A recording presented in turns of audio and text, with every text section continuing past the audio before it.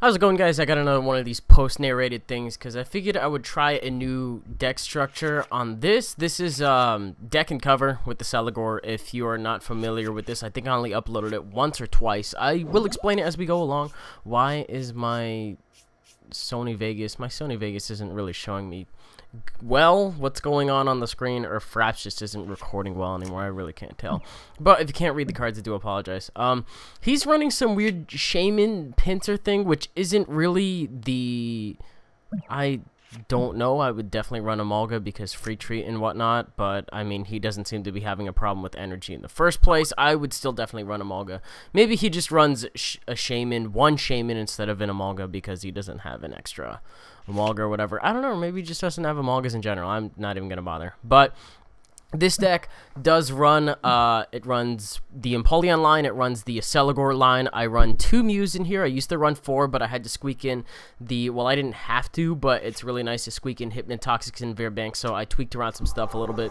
And this match was really funny to me because this actually turned out to be somewhat of a mirror match in that we get a lot of Accelgors set up and we just shoot the hell out of each other with them until prizes start going down, that kind of thing. But I say shoot because they're kind of like missiles, and that once you use them up, they're gone until you can reload again.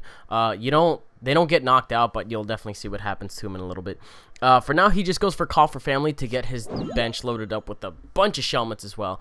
I decided this is a use it or lose it situation. If I can use it and get the sleep on the Accelgor, then great. Otherwise, I'm just going to go ahead and use it, and I junipered right there in hopes that I would pull a DCE so I could start deck and covering immediately, but I don't get it, and on top of that, I don't have a supporter right now either, so I'm just going to go ahead and evolve the Piplup into a Prinplup, attach a water energy to it. I definitely want to save just the DCEs for the Accelgors because I can power them up in 1 turn as opposed to waiting 2 turns for water energy, but if I start getting waters and I don't get anything else, I might as well, I guess. I don't really want to, but whatever.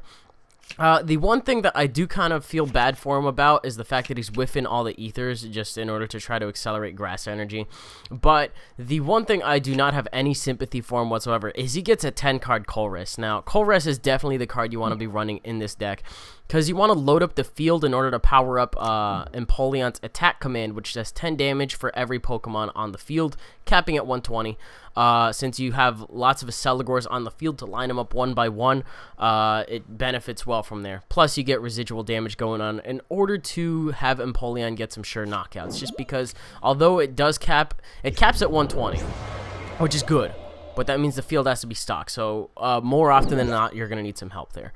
But he went ahead and used deck and cover before I did. He also has a Battle City, which is flip a coin. If heads, draw a card.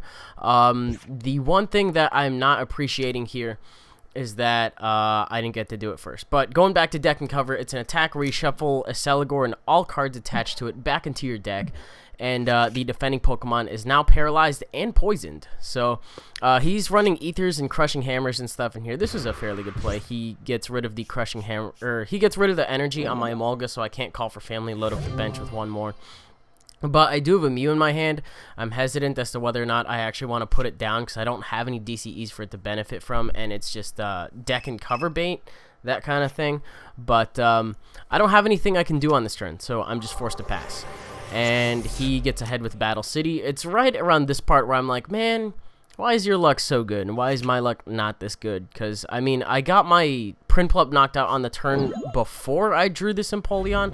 I would have been able to heal the poison and all that stuff, which was a little infuriating. So he keeps deck and covering. That Emolga is going to die at the end of my turn, so before I pass, I'm going to go ahead and go for the Battle City, and this is probably the best top deck I could have ever asked for. I draw a Colress, which you shuffle your hand into your deck, and you draw according to how many Pokemon there are on the benches. So I decide to catch her in that pincer. You know, I'm trying to use up some stuff, maybe get to sleep on that one. I don't get it, but I get a 9-card Colress, which is definitely not bad at all. I cannot retreat this Emolga yet, so rather than attach the DCE to the Accelgor and have it be catcher bait, I probably should have attached the water energy to Piplup or Mew at the very least, but I was more concentrated on saving the DCE for one of the Accelgors.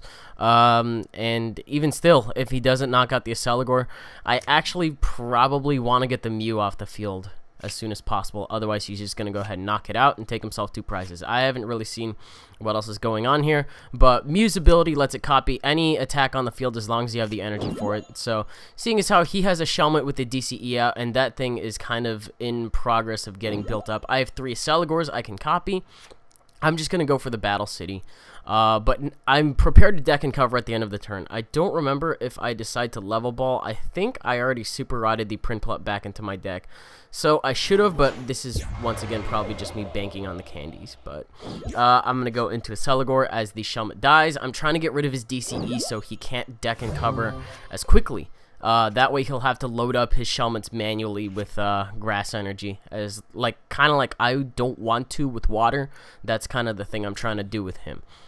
I'm also trying to get the field loaded completely in order so I can chorus. I think it might have been on the previous turn, but I do get the opportunity to now, as I either put down a Shelmet or an Emolga. It makes more sense if I put down a Shelmet, and I'm going to go for the chorus and get a whopping 10 cards.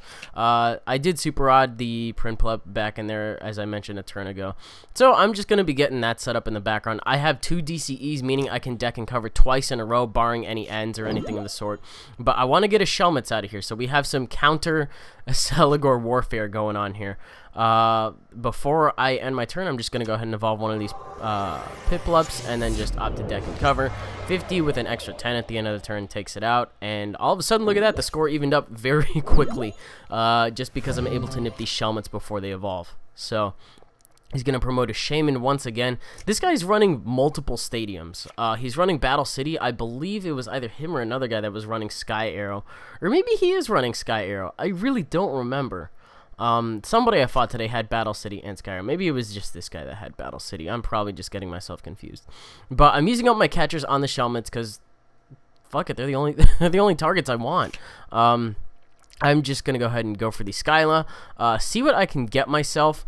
I decide that maybe I should probably be getting a Virbank, if anything, off of this. That or a Hypnotoxic. There's not really much sense into getting anything else. I've got 2 rare candies in my hand. It's just a matter of drawing into the Empoleon at this point. But I get a Virbank, and I decide to attach a DCE to that one, evolve the benched one, and this means I will be able to knock out the Shaman at the end of the turn, because Poison will be doing 30 instead of 10, so it'll do 50 plus 30. Shaman's only got 70 HP. Otherwise, it would be living until the end of his turn. So, in reality, I probably could have left that in one more turn. Or, I could have gone without playing the Virbank on that turn. And then he just wouldn't have been able to do anything. But, here he overrides my Virbank and puts down a Sky Arrow. So, this was the guy. Okay. I don't know what the pincers are doing in the background, but he's got 4 of them. I looked at the attack once upon a time. And, I think you flip 2 coins for each head you discard an energy attached to the defending Pokemon. Interesting, but I guess not really worth it in my opinion. I don't know. He wants to run something different. Let him. That's cool sometimes. I would have liked to have seen what he had going on with it, but I do know for the most part that he's got Shelmets, I've got Shelmets, and this is a thing that has to happen. I'm going to end out and see if I can draw into a DCE. I don't get anything off of this except for another N, so at least I have a supporter for next turn. And the fact that I went ahead and played that Virbank down to get rid of Battle City, just that extra card per turn is great. Normally this deck doesn't suffer from draw power, because I would have an Empoleon up under normal circumstances, but I don't right now. So I'm kind of thinking if I want to attach that water energy. I decide not to, and maybe I'll draw into a DCE. Turns out I do, because I don't think I've had any of them discarded. So I'm going to have Mew do the same thing again. I can copy one of my own and then just go ahead and deck and cover this guy, and 50 plus an extra 10 will knock him out. So I have taken the lead slightly. I guess I've had it for a little bit, but he finally gets Pinsir in here. Grip and Squeeze is going to do 70 damage, and it makes it so I cannot retreat during my next turn. That's fine if I can draw a DCE. If I lose the Accelgor, I have 2 more, and I have a Shelmet in my hand. The other Accelgor is more than likely in my deck, so not going to be an issue. He decides that he doesn't want an Accelgor as a target, and he decides to go for my my Prinplup here. Now, this is nice that I happen to get this Colress once again. I'm looking to see if I'm going to overdraw myself on this, because it is 10 cards, so you got to keep that in mind. I decide to rare candy the bench one because that active one is more than likely going to end up being dead.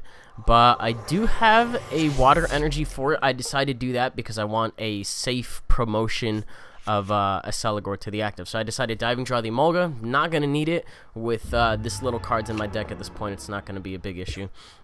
And I go for the Hypnotoxic just to see if I can put him to sleep. Maybe stall for another turn to the point where I can get a Empoleon in play in the active. That would be great.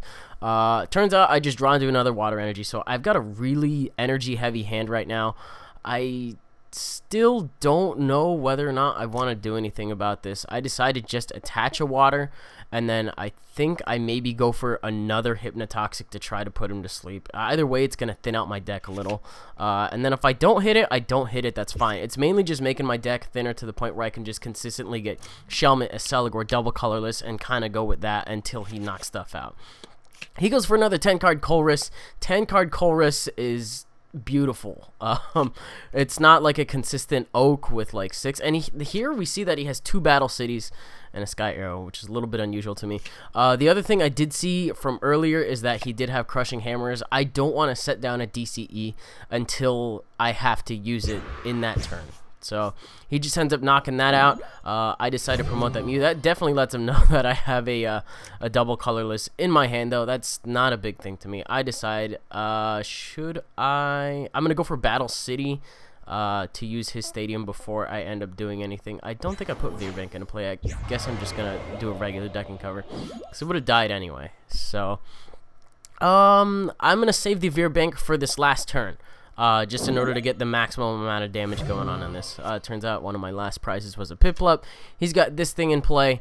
I'm really glad I had that last DCE there, because if I end, it only would have been for 1 card, and I would have had a diving drop. But then again, I probably could have just switched into Empoleon, so forget everything I'm saying right there.